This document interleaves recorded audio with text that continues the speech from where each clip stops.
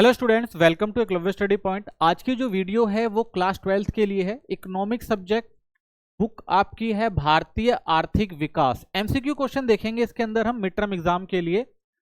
Subjective question की जो video हम पहले ही बना चुके हैं, शॉर्ट लॉन्ग क्वेश्चन आप इस वीडियो को जाके प्लेलिस्ट में देख सकते हैं। तो जितने भी इंपॉर्टेंट क्वेश्चन बनते हैं इस बुक में से आपके, वो सारे हम पहले ही करवा चुके हैं। तो प्लेलिस्ट में आपको ये वीडियो मिल जाएगी।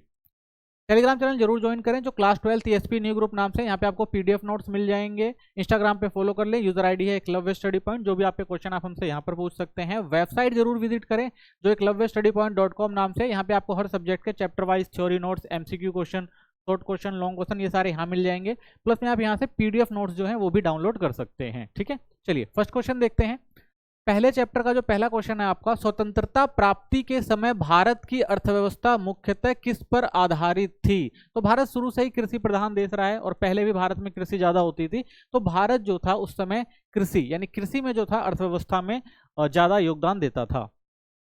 औपनिवेशिक शासन का मुख्य उद्देश्य भारत में क्या था। तो देखिए, कोई भी जो औपनिवेशिक देश होता है, किसी देश में शासन करता है, तो उसका मुख्य उद्देश्य होता है उस देश से आर्थिक हितों की पूर्ति करना। ठीक है, तो ऐसे ब्रिटिश जो था वो भी भारत में अपने आर्थिक हितों की पूरी कर रहे थे।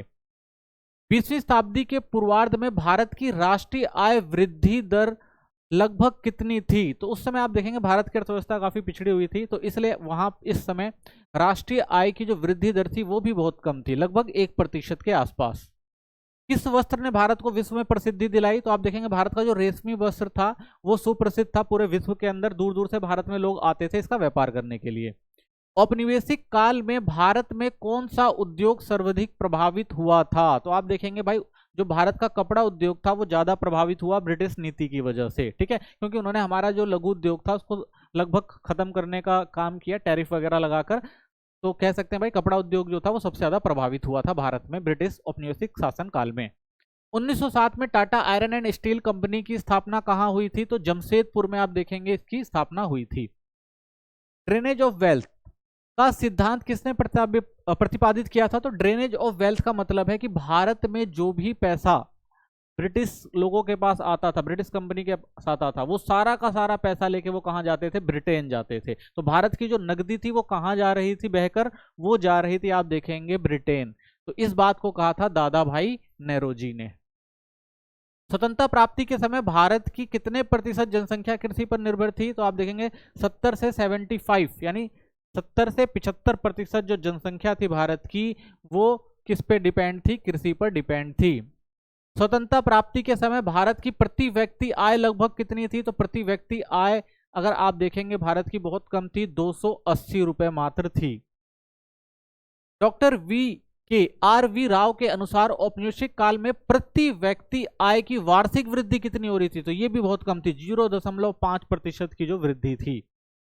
1947 में भारत की औसत आयु कितनी थी। तो मेडिकल सुविधाएं वगैरह थी नहीं, तो 32 वर्ष कह सकते हैं थी उस टाइम। ठीक है ना, क्योंकि मेडिकल सुविधाएं थी नहीं, लोग जल्दी मर जाते थे, जितने पैदा होते थे उतने मर जाते थे। तो अगर एवरेज देखा जाए तो 32 वर्ष थी। भारत में रेलवे की शुरुआत कब हुई थी। तो भारत में रेलवे की शुरुआत 1853 में हुई थी, मुंबई से लेकर थाने तक। ठीक है, 1947 में भारत की महिला साक्षरता दर लगभग कितनी थी, बहुत कम थी, लगभग 7% थी। ब्रिटिश शासन के दौरान किस नदी घाटी में सबसे अधिक जूट उत्पादन होता था। तो गंगा नदी घाटी जो थी वहां पर सबसे ज्यादा आपको जूट उत्पादन होता हुआ दिखाई देगा भारत में। औपनिवेशिक काल में लास्ट जो कैनल था किससे संबंधित था। तो लास्ट कैनल की अगर हम बात करते हैं तो ये जो था सिंचाई नहर से थे, यानी कि जो भी सिंचाई व्यवस्था कराई जाती थी एक समय में, जो नहरें खुदवाई गई थी ब्रिटिश के द्वारा, वो कहीं ना कहीं गायब हो जाती थी, तो उसे ही कहा गया था लॉस्ट कैनल। अभिकथन और कारण देखते हैं। तो पहला है अभिकथन, औपनिवेशिक काल में भारत प्राथमिक उत्पादों का निर्यातक और निर्मित वस्तुओं का आयातक बन गया था। यानी भारत क्या करता था भाई, जो कच्चा माल भारत का होता था वो विदेशों में भेजता था और विदेशों से क्या करता था, वो बना बनाया सामान भारत लेकर आता था। तो कह सकते हैं भाई क्या कर रहा था, कच्चे माल का जो था वो निर्यातक था और बने हुए माल का आयातक था, जो ब्रिटिश की एक नीति थी। अंग्रेजों द्वारा लागू की गई व्यापार नीतियों ने विदेशी व्यापार की संरचना, संगठन और मात्रा पर प्रभाव डाला था। तो ये सारी चीजें किसकी वजह से हो रही थी, वो हो रही थी जो नीतियां बनाई गई थी ब्रिटिश के द्वारा, अंग्रेजों द्वारा, उसकी वजह से हो रही थी। ठीक है, यानी कह सकते हैं भाई ये जो अभिकथन है बिल्कुल सही है और ये जो कारण दिया जा रहा है ये भी बिल्कुल सही है। तो इसका आंसर आपका ए हो जाएगा। अभिकथन ए और कारण दोनों सत्य हैं और अभिकथन ए का सही विवरण भी दे रहा है। नेक्स्ट क्वेश्चन देखिए, अभिकथन है क्या इसमें, औपनिवेशिक शासन के दौरान भारत में कृषि गतिहीन और पिछड़ी हुई थी। तो बिल्कुल सही बात है भाई, जब ब्रिटिश का शासन चल रहा था तो भारत की जो कृषि थी वो बहुत ही गतिहीन और पिछड़ी थी। ब्रिटिश शासन के दौरान भारत की लगभग 85% जनसंख्या कृषि पर निर्भर थी। ठीक है, ये बात भी सही है भाई, कृषि पर निर्भर थी। लेकिन ये नहीं कह सकते कि भाई ये जो कारण दिया गया है ये अभिकथन का है। क्यों? क्योंकि कृषि की गतिहीन और पिछड़ी व्यवस्था जो थी वो ब्रिटिश की जो भेदभावपूर्ण नीतियां थी उनकी वजह से थे। उनका टैक्स सिस्टम जो था कृषि के उत्पादन में बढ़ाने के लिए कोई काम नहीं किया गया। तो ये सारे जो कारण थे गतिहीन और पिछड़े होने के। ठीक है, तो कह सकते हैं हम भाई कि ये वाला तो सही है और ये वाला भी सही है, लेकिन दोनों अभिकथन जो है वो उसका सही कारण नहीं दे रहा। तो इसका मतलब आंसर इसका हम बी कह सकते हैं। अभिकथन ए और कारण आर दोनों सत्य हैं, लेकिन कारण आर अभिकथन का सही विवरण नहीं दे रहा है। ठीक है, इसमें से कौन सी एक व्यावसायिक फसल है? तो धान जो है वो खाद्यान्न है, गेहूं खाद्यान्न है, ज्वार भी खाद्यान्न है, और जूट जो आती है आपकी क्या है? व्यावसायिक फसल है। स्वतंत्रता की पूर्व संध्या पर भारत के जननांग की स्थिति दर्शाती थी। तो आप देखेंगे भाई, जब भारत स्वतंत्र हो रहा था या उस टाइम की अगर हम बात करते हैं, उससे पहले की बात करते हैं, तो भारत में उच्च निर्धनता थी, उच्च मृत्यु दर भी थी, उच्च जो थी निरक्षरता भी थी। ठीक है ना, तो उपरोक्त सभी कह सकते हैं। तो ये सारी चीजें उस समय भारत की जनसांख्यिकी में आपको देखने को मिलती हैं। नेक्स्ट चैप्टर देखते हैं। पहला क्वेश्चन है, भारत में पहली पंचवर्षीय योजना कब शुरू हुई थी? तो भारत में पहली पंचवर्षीय योजना की शुरुआत 1951 में हुई थी। पंचवर्षीय योजना का मुख्य उद्देश्य क्या होता है? तो भाई पंचवर्षीय योजना का मुख्य उद्देश्य यही था भाई कि भारत का जो था वो आर्थिक विकास करना था। हरित क्रांति मुख्य रूप से किससे संबंधित थी? तो हरित क्रांति जो आई थी वो कृषि क्षेत्र के अंदर लाई गई थी भारतीय सरकार द्वारा। हरित क्रांति के दौरान उच्च उपज किस फसल से प्राप्त हुई? तो भाई गेहूं और जो चावल था वो सबसे ज्यादा पैदावार की गई हरित क्रांति में, ताकि हमारी जो खाद्य फसलों की कमी है उनको दूर किया जा सके। भारतीय योजना प्रक्रिया किससे प्रेरित थी? तो योजना प्रक्रिया जो बनाई गई थी भारत की वो सोवियत संघ से ली गई थी। ठीक है, तो सोवियत संघ से प्रेरित थी। दूसरी पंचवर्षीय योजना को किस अर्थशास्त्री से प्रभावित माना जाता है? तो दूसरी जो पंचवर्षीय योजना थी वो महालनोबिस जो थे उनके द्वारा शुरू की गई थी और औद्योगिकरण की बात करी गई थी इसके अंदर। स्वतंत्रता के बाद भारत की अर्थव्यवस्था का मुख्य उद्देश्य क्या था? तो भाई स्वतंत्रता के बाद भारत यही चाहता था भाई, भारत के अंदर काफी गरीबी, बेरोजगारी, पिछड़ापन था, उसको दूर करके सबको जो था वो समाजवादी व्यवस्था लाकर सामाजिक न्याय दिलाना था। ठीक है, ताकि देश जो है हर तरफ से आर्थिक विकास कर सके।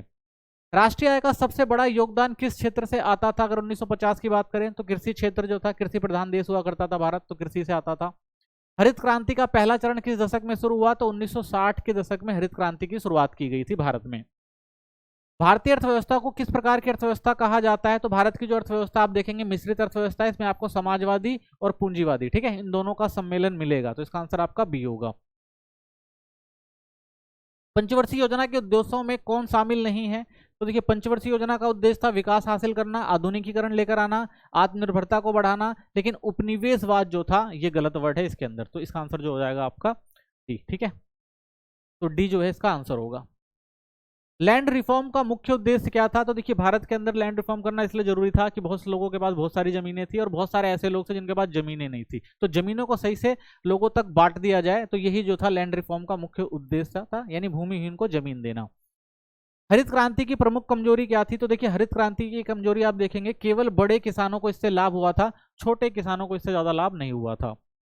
औद्योगिकरण की नीति मुख्य रूप से किस योजना से जुड़ी हुई है? तो औद्योगिकरण की शुरुआत आपने देखा था दूसरी पंचवर्षीय योजना के तहत औद्योगिकरण की शुरुआत भारत में की गई थी। हरित क्रांति में HYV का अर्थ क्या है? तो H का मतलब हो गया हाई, और Y का मतलब हो गया यील्डिंग, और V का मतलब हो गया वैरायटी। ठीक है, तो इसका आंसर हो जाएगा ये ए। पंचवर्षीय योजना का निर्माण कौन करता है? तो पंचवर्षीय योजना जो भारत में बनाई गई थी उसका निर्माण योजना आयोग के द्वारा किया जाता था।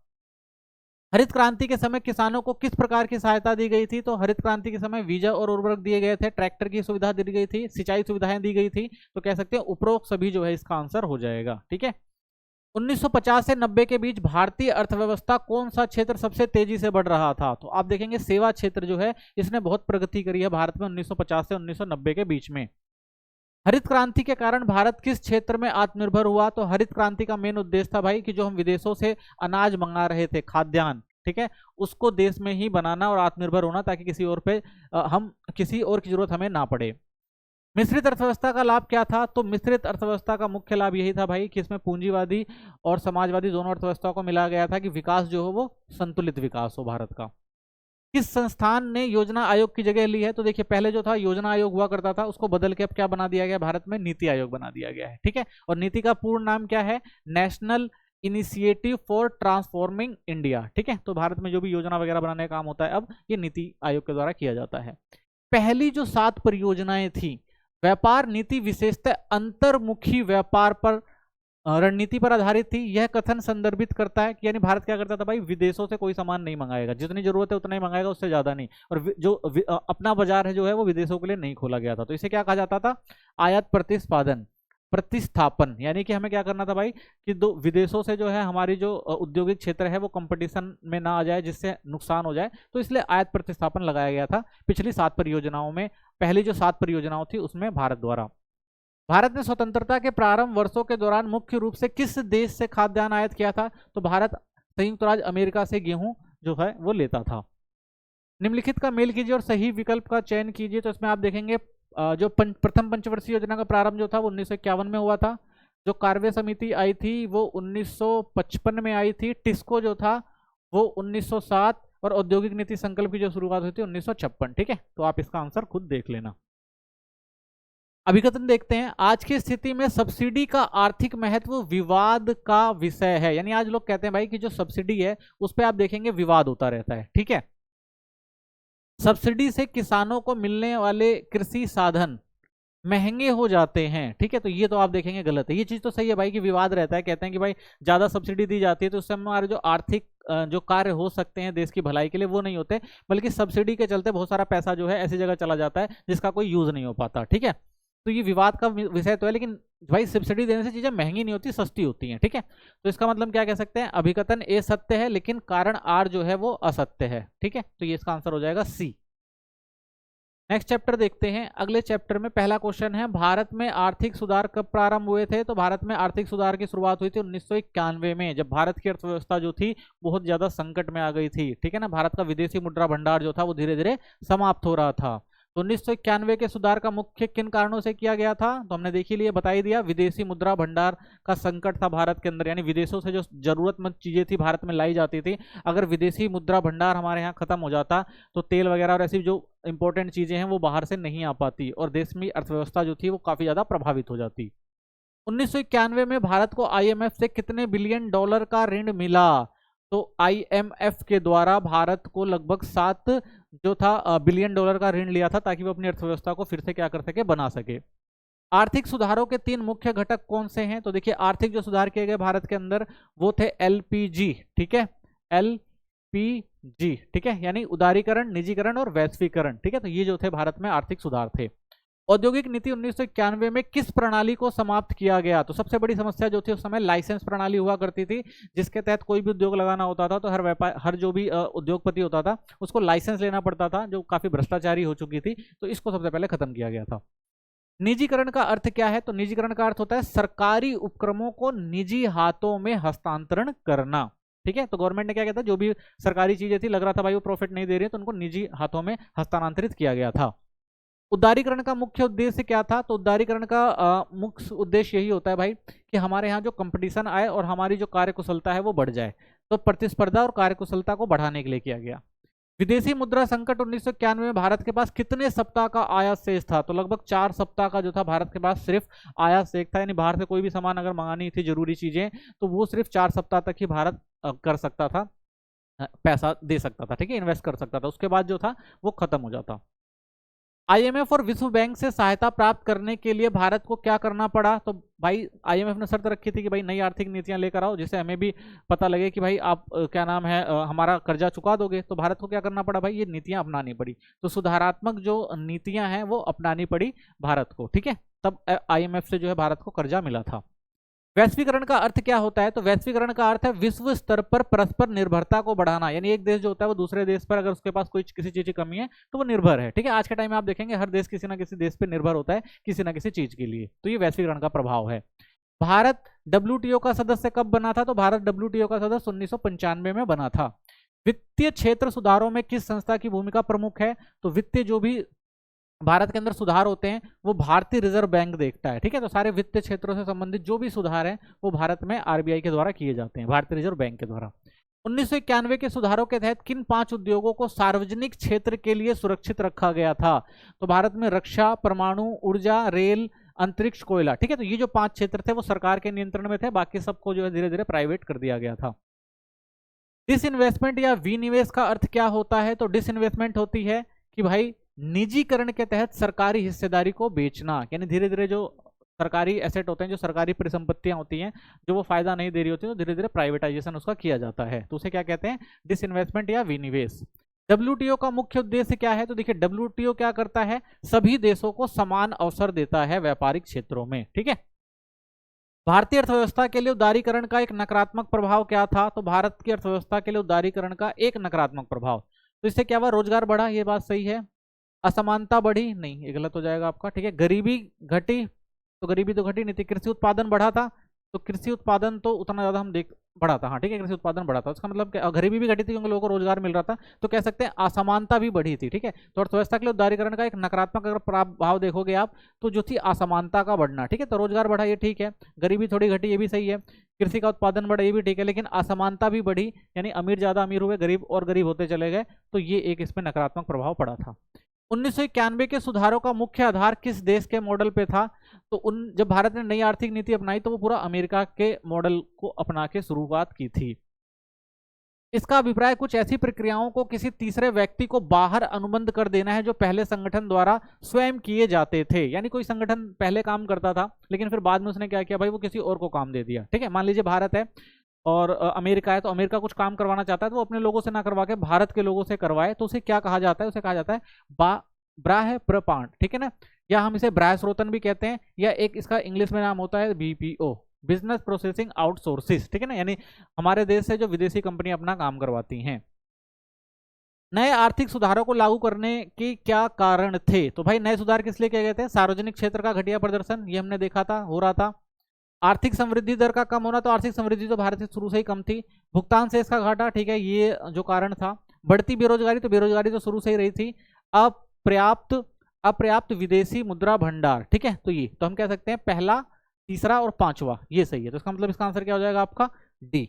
ठीक है, नीचे दिए गए कथनों को पढ़िए और सही विकल्प चुनिए। भारत का विदेशी मुद्रा भंडार 1990 में 6 बिलियन अमेरिकी डॉलर था, 2014 में 15 में बढ़कर 321 बिलियन डॉलर हो गया है। ठीक है, तो ये चीज तो आप देख रहे हैं भाई, सही है बिल्कुल। ठीक है, क्योंकि भारत ने जब नई आर्थिक नीति अपनाई तो भारत का जो विदेशी मुद्रा भंडार था वो बढ़ने लग गया। वर्ष 1991 में रुपए का अवमूल्यन किया गया था, तो देखिए हाँ ये बात भी सही है कि भाई रुपए का उन्मूलन तो किया गया था, लेकिन ये जो विदेशी मुद्रा भंडार बढ़ा है वो इसके घटाने से थोड़ा ना हुआ था, वो तो नई आर्थिक नीति के लाने के कारण हुआ था। तो कह सकते हैं भाई दोनों चीजें सही हैं, लेकिन अभिकथन का जो कारण है वो गलत है, तो इसका आंसर आपका बी हो जाएगा। ठीक है, नेक्स्ट चैप्टर देखते हैं। पहला क्वेश्चन, भारत में मानव पूंजी का निर्माण। तो भारत में मानव पूंजी का निर्माण जो हुआ है वो किन किन चीजों से होता है? तो श्रमिक का जो कौशल होता है, शिक्षा होता है, स्वास्थ्य होता है, ये जो होते हैं मानव पूंजी निर्माण के प्रमुख पहलू होते हैं। भारत में मानव पूंजी निर्माण के दो मुख्य साधन कौन से हैं? तो भारत में भाई शिक्षा, अगर स्वास्थ्य पे आप ध्यान दे दें तो भारत में और अच्छे से जो है मानव पूंजी का निर्माण किया जा सकता है। मानव पूंजी और मानव विकास में क्या अंतर होता है? तो देखिए मानव पूंजी जो होती है वो एक साधन है और जो मानव विकास है वो क्या होता है? एक लक्ष्य होता है। ठीक है, भारत में किस योजना में पहली बार शिक्षा को मानव संसाधन के विकास से जोड़ा गया था? तो जो दूसरी योजना थी उसमें भारत की जो शिक्षा को जो था वो मानव संसाधन के विकास से जोड़ा गया था। कार्यस्थल प्रशिक्षण यानी ऑन जॉब ट्रेनिंग का उद्देश्य क्या होता है? तो भाई इसका ये उद्देश्य होता है कि भाई काम करते करते कौशल बढ़ा दिया जाए ताकि वो क्या कर सके, उस क्षेत्र में उत्पादकता को बढ़ा सके। ठीक है, यानी ज्यादा से ज्यादा प्रॉफिट दिला सके। मानव पूंजी निर्माण में स्वास्थ्य पर निवेश का मुख्य उद्देश्य क्या होता है? भाई अगर स्वास्थ्य पर निवेश किया जा रहा है तो श्रमिकों को स्वास्थ्य बनाकर वो उनकी उत्पादकता को बढ़ा सकते हैं। जैसे शिक्षा से उत्पादन बढ़ाया जा सकता है कौशल बढ़ाकर, वैसे ही स्वास्थ्य को बढ़ाया जा सकता है और उससे भी उत्पादन क्षमता जो है वो बढ़ती है। भारत में बाल मृत्यु दर IMR 1951 में कितनी थी? तो आप देखेंगे 146 हुआ करती थी। भारत में साक्षरता दर 1951 में कितनी थी? तो 1951 में आप साक्षरता दर देखेंगे तो 16.67 के आसपास जो थी भारत की साक्षरता दर थी। 2016-17 में भारत की औसत आय पर कैपिटा इनकम कितनी थी? तो 2016-17 में 77,659 रुपए जो थी भारत की औसत आय थी। शिक्षा पर कुल सरकारी व्यय का अधिकांश भाग किस स्तर पर होता है? तो आप देखेंगे भारत के अंदर सबसे ज्यादा जो खर्चा होता है वो प्राथमिक शिक्षा पर होता है, ठीक है ना। भारत सरकार ने किस वर्ष 6 से 14 वर्ष के बच्चों को मुफ्त और अनिवार्य शिक्षा का अधिकार दिया था? तो 2002 में जो था इसकी शुरुआत हुई थी। शिक्षा आयोग 1964 से 66 ने सुझाव दिया कि जीडीपी का कितने प्रतिशत शिक्षा पर खर्च होना चाहिए? तो कहा गया भाई 6% अगर ढंग से शिक्षा पर खर्च किया जाए तो ये चीज जो है अच्छी रहेगी। शिक्षा और स्वास्थ्य पर निवेश का दीर्घकालीन प्रभाव क्या होता है? देखिए, अगर स्वास्थ्य और शिक्षा अच्छे से दी जाएगी तो मानव संसाधन की जो गुणवत्ता है उसमें सुधार आएगा, क्योंकि कौशल बढ़ेगा, स्वास्थ्य अच्छा रहेगा तो ज्यादा उत्पादकता बढ़ेगी। साक्षरता दर में सबसे तेज वृद्धि किस दशक में हुई थी? तो आप साक्षरता दर में वृद्धि देखेंगे 1981 से 1991 के बीच में हुई है। शिक्षा और स्वास्थ्य पर खर्च को किस प्रकार का व्यय कहा जाता है? तो ये एक तरह से पूंजीगत व्यय होता है, ठीक है ना। अगर हम शिक्षा और स्वास्थ्य पर अच्छा खर्च करेंगे तो उसका परिणाम जो होगा वो पॉजिटिव ही आएगा, ठीक है। और उससे क्या बढ़ेगा? कौशल बढ़ेगा तो उत्पादकता वो अपने आप बढ़ा लेगा अपनी, ठीक है ना। और वो क्या होगा? मानव पूंजी का निर्माण होगा। तो ये क्वेश्चन दे रखा है, इसमें मेल करना है। तो इसमें सबसे पहले देखेंगे भौतिक पूंजी क्या है। तो आप भौतिक पूंजी आती है सामान यानी कारखाना हो गया आपका। मानव पूंजी क्या होती है? तो मानव पूंजी की बात करेंगे तो जो उसकी कला होती है, जैसे इंजीनियर और डॉक्टर हो गए। मानव पूंजी का निर्माण का एक स्रोत क्या है? तो स्वास्थ्य पर व्यय कर दीजिए। मानव पूंजी का एक प्रमुख घटक क्या है? तो वो हो जाएगा आपका वैज्ञानिक और तकनीकी मानव शक्ति, ठीक है। चलिए बाकी आप इसमें देख लीजिएगा। नेक्स्ट क्वेश्चन है, निम्नलिखित में से कौन सा भारत में शिक्षा की सुविधा के लिए एक संगठन नहीं है? तो शिक्षा में एनसीईआरटी है, एआईसीटीई है, यूजीसी भी है, आईसीएमआर नहीं है, ठीक है। तो ये आपका गलत हो गया। निम्नलिखित में से कौन सा भारत में मानव पूंजी निर्माण की समस्या का कारण है? प्रतिभा पलायन, ये सही है भाई। प्रतिभा हमारी जो होती है वो विदेशों में चली जाती है। जनसंख्या में वृद्धि भी कारण है। शैक्षिक मानक जो उतने अच्छे नहीं है भारत में, तो कह सकते हैं इसका आंसर जो हो जाएगा डी, उपरोक्त सभी। कौन सी पंचवर्षीय योजना में मानव पूंजी के महत्व को पहचान गया है? तो अगर आप देखेंगे सातवीं जो पंचवर्षीय योजना थी उसमें मानव पूंजी को जो है महत्व दिया गया। निम्नलिखित कथनों को पढ़ें, अभिकथन और कारण नीचे दिए गए हैं, सही विकल्पों में एक चुनें। तो शिक्षा और स्वास्थ्य पर वे महत्वपूर्ण दीर्घकालीन प्रभाव डालते हैं और इन्हें आसानी से बदला जा सकता है। यानी अगर आप शिक्षा और स्वास्थ्य पर खर्च करें तो इससे क्या होगा? जो व्यक्ति होगा उस पर दीर्घकालीन प्रभाव पड़ेगा, ठीक है। और वो अपनी क्षमताओं को क्या कर सकता है? बढ़ा सकता है। शिक्षा और स्वास्थ्य व्यय पर सरकारी हस्तक्षेप अनिवार्य है, ठीक है। अगर ये सारी चीजें गवर्नमेंट कर दे तो और भी अच्छा है, ठीक है। तो इसका मतलब कह सकते हैं भाई ये चीज भी सही है और आर भी इसका सही है। तो अभिकथन ए और कारण आर दोनों सत्य हैं। कारण आर अभिकथन का सही स्पष्टीकरण कर रहा है। नेक्स्ट चैप्टर देखते हैं। पहला क्वेश्चन है, ग्रामीण विकास का मुख्य उद्देश्य क्या होता है? तो देखिए, ग्रामीण विकास का मतलब भाई कि ग्रामीण स्तर में क्या हो जाए? वहां के जो रहन सहन है, जीवन स्तर है वो अच्छा हो जाए। तो कह सकते हैं ग्रामीण जनता के जीवन के स्तर को सुधारना। ग्रामीण विकास के अंतर्गत किन किन बातों पर विशेष ध्यान दिया जाता है? तो आप देखेंगे कृषि और गैर कृषि गतिविधियां, शिक्षा, स्वास्थ्य और अवसंरचना, ठीक है, गरीबी उन्मूलन और रोजगार। तो उपरोक्त सभी कह सकते हैं, ठीक है। तो सब पे जो है विशेष ध्यान देना चाहिए। भारत में राष्ट्रीय ग्रामीण रोजगार गारंटी योजना, ठीक है, किस वर्ष प्रारंभ हुई थी? तो ये आप देखेंगे 2005 में जो इसकी शुरुआत हुई थी, ठीक है। श्वेत क्रांति का संबंध किससे है? तो श्वेत का मतलब सफेद यानी दूध उत्पादन से जुड़ा हुआ है ये। श्वेत क्रांति के जनक कौन थे? तो श्वेत क्रांति के जो जनक थे वो डॉक्टर वर्गीज कुरियन थे, ठीक है। इन्हें मिल्कमैन ऑफ इंडिया भी कहा जाता था। हरित क्रांति का सबसे अधिक लाभ किस फसल को हुआ? तो आप देखेंगे गेहूं जो था उसको सबसे ज्यादा लाभ हुआ था। ग्रामीण ऋण उपलब्धता कराने के लिए किस प्रकार की संस्थाएं कार्य करती हैं? तो ग्रामीण ऋण जो है वो कौन देते हैं? क्षेत्रीय स्तर पर जो होते हैं ग्रामीण बैंक वही देते हैं, ठीक है ना। ग्रामीण ऋण चाहिए तो ग्रामीण बैंक बहुत सारे आपको देखने को मिलेंगे, वो ऋण देते हैं। महिला स्वयं सहायता समूह का मुख्य उद्देश्य क्या होता है? तो देखिए, महिला स्वास्थ्य समूह जो होते हैं उनका मुख्य उद्देश्य महिलाओं को सामाजिक और आर्थिक रूप से जो है वो सशक्त बनाना होता है। ऑपरेशन फ्लड किससे संबंधित है? तो ऑपरेशन फ्लड की बात करें तो ये दूध उत्पादन से संबंधित था, ठीक है। ग्रामीण विकास के लिए 1982 में कौन से बैंक स्थापित किया गया था? तो ग्रामीण विकास के लिए 1982 में जो बनाया गया था वो नाबार्ड था, ठीक है। कुटुंब श्री योजना किस राज्य से संबंधित है? तो ये केरल राज्य से संबंधित है, ठीक है। महिला सशक्तिकरण के लिए योजना बनाई गई थी केरल के अंदर, ठीक है। तो केरल राज्य से। ग्रामीण ऋण की समस्या क्या है? तो ग्रामीण ऋण की समस्या भाई सबसे बड़ी ये होती है ऊंची ब्याज दरों पे मिलता है इन्हें, समय समय पर ऋण ना मिलना, साहूकारों पर निर्भरता। तो कह सकते हैं उपरोक्त जो है वो सही है ग्रामीण ऋण की समस्या। भारत में किसानों की आय बढ़ाने के लिए हाल ही में किस योजना को लागू किया गया था? तो प्रधानमंत्री किसान सम्मान निधि योजना के तहत जो है भारत में किसानों की आय बढ़ाने का प्रयास किया गया था। नीली क्रांति किससे जुड़ी है? तो नीली क्रांति जो होती है वो मत्स्य उत्पादन से जुड़ी हुई है, ठीक है।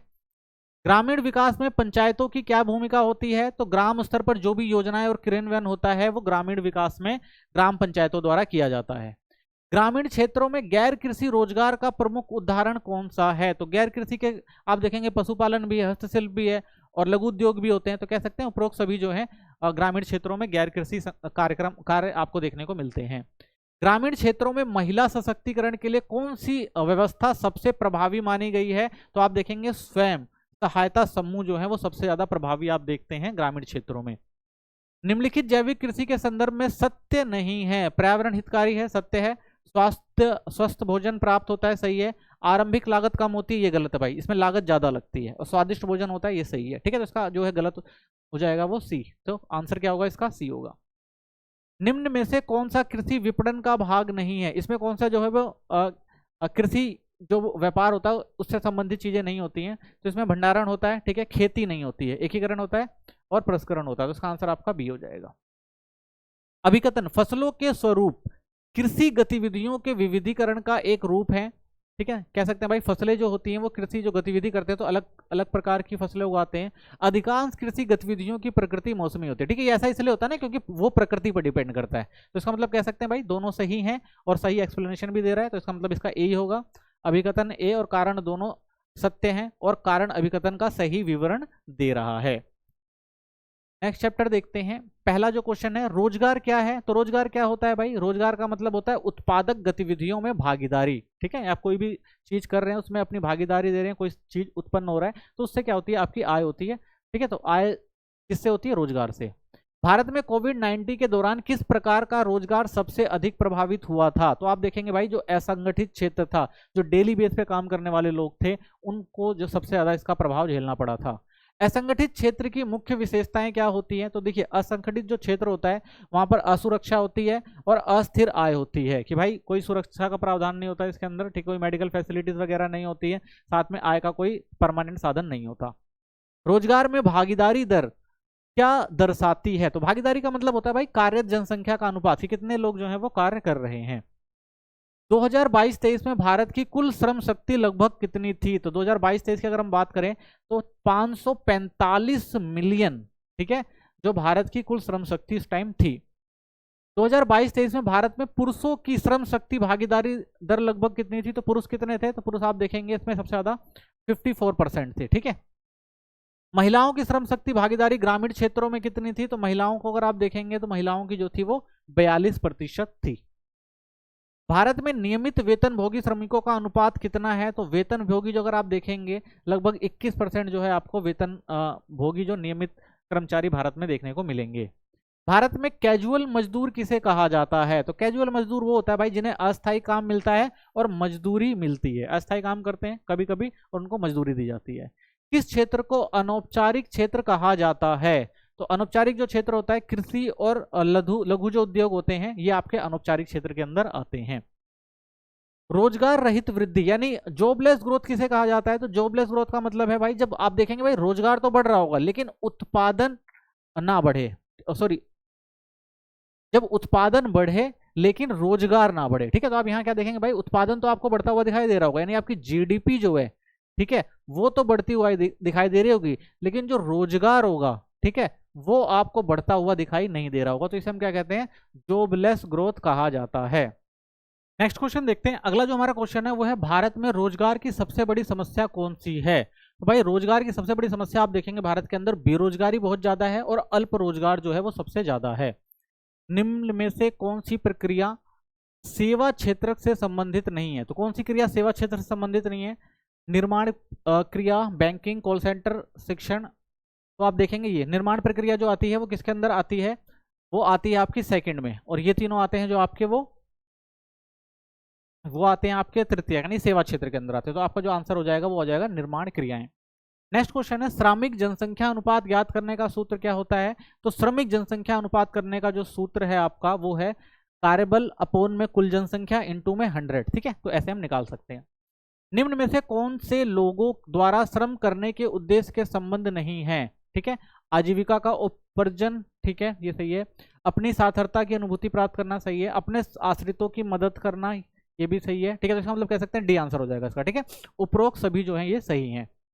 नेक्स्ट क्वेश्चन है, अन्य सभी बातें समान रहते हुए जनसंख्या की वृद्धि श्रमिक जनसंख्या अनुपात को घटा देगी, श्रमिक जनसंख्या अनुपात को बढ़ा देगी, श्रमिक जनसंख्या अनुपात को प्रभावित नहीं करेगी, उपरोक्त में से कोई नहीं। तो इसका आंसर आपका ए सही रहेगा। ठीक है, श्रमिक जनसंख्या जो होती है वो क्या करती है, जो आपकी जनसंख्या वृद्धि है उस पर उसका फर्क नहीं पड़ेगा अगर आपकी जो श्रमिक जनसंख्या ज्यादा है तो। ठीक है, क्योंकि भाई ज्यादा लोगों को काम मिल रहा है तो अगर जनसंख्या बढ़ भी रही है तो उसका कोई ज्यादा फर्क पड़ता नहीं है। वर्ष 2017-18 के दौरान निम्न में से किस में भारत के कार्यबल का अधिकतम भाग कार्यरत था? तो आप देखेंगे सबसे ज्यादा आप देखेंगे स्वनियोजित जो लोग हैं वो ज्यादा आपको भारत में दिखाई देंगे। निम्न में से कौन आर्थिक दृष्टिकोण में श्रमिक है? तो इसमें आप देखेंगे विद्यार्थी, व्यापारी, उपरोक्त दोनों, उपरोक्त में से कोई नहीं। तो आप देखेंगे व्यापारी जो होगा वो आपको श्रमिक होगा। ठीक है, विद्यार्थी तो हो नहीं सकता। नेक्स्ट क्वेश्चन है, वर्ष में निश्चित मौसम में होने वाली बेरोजगारी को क्या कहते हैं? तो ये होती है मौसमी बेरोजगारी, जो मौसम में हो रही है तो वो से मौसमी बेरोजगारी कहा जाता है। भारत में बेरोजगारी के प्रमुख कारण क्या है? तो अल्प विकास, ठीक है, तीव्र जनसंख्या वृद्धि, ये भी सही है, त्रुटिपूर्ण नियोजन, ये भी सही है। तो इसका मतलब हमारा कह सकते हैं उपरोक्त सभी जो है वो उसका सही है। तो भारत में ये सारे जो हैं प्रमुख कारण है बेरोजगारी के। ग्रामीण क्षेत्रों में लोग घर पर नहीं रह सकते क्योंकि उनकी आर्थिक स्थिति उन्हें ऐसा करने की अनुमति नहीं देती। तो सही बात है भाई, ये क्यों? क्योंकि आर्थिक स्थिति उन्हें ऐसा करने की भाई अनुमति नहीं देती कि वो भाई घर पर रहें। 2017-18 के दौरान प्रत्येक 100 ग्रामीण महिलाओं में से लगभग 18 रोजगार में भाग लेती हैं। ठीक है, तो ये चीज, दोनों चीज तो सही दिख रही है, लेकिन ये अभिकथन जो है वो कारण जो है वो सही नहीं बता रहा। तो इसका मतलब इसका आंसर बी हो जाएगा। दोनों अभिकथन और कारण सत्य हैं लेकिन एक दूसरे का जो सही विवरण ये नहीं दे रहे हैं। ठीक है, नेक्स्ट क्वेश्चन है, वर्तमान परिदृश्य में लोगों के सामने आने वाली, ठीक है, आने वाली समस्याएं हैं। तो सबसे बड़ी समस्याएं क्या है? बेरोजगारी है, अल्प रोजगार है, कम मजदूरी है, तो कह सकते हैं उपरोक्त सभी। ठीक है, तो ये आने वाले समय में वर्तमान परिदृश्य में सबके सामने ये समस्याएं आएंगी। ठीक है, तो इसी के साथ ये वीडियो खत्म होती है। चैनल को सब्सक्राइब करें, वीडियो को लाइक करें। ठीक है, कमेंट जरूर करना अगर कोई है तो। धन्यवाद।